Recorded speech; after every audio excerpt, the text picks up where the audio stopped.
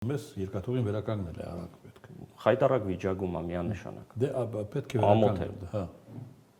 Այն վիճակը, որ գտնվում են հայկական Հայաստանի համար կարևոր է օգտականի ամենաարագը։ Իհարկե։ Չընդհանրապես տեսեք տարածաշրջանային բոլոր երկրներից այսօր այդ ամբողջ ինֆրաստրուկտուրան ամենավատ վիճակում, ամենավատթար պայմաններով այսօր սպասարկում են հարավկովկասյան երկաթուղիները, դա փաստ է։ Հետևաբար ամոթ է, հա, վերջիվերջո երկիրը պետք է ունենա շնորհքով նորմալ կայացած երկաթգծային ամբողջ հանգույցներ։ Ընդ որում վերականգնվելու է այդ Ֆիալետովը, Լերմոնտովը հատվածը, որի մասին ակնարկ եղել է։ Ընդ որում ռուսական կողմը այդ մասով էլ ասել է, որ մենք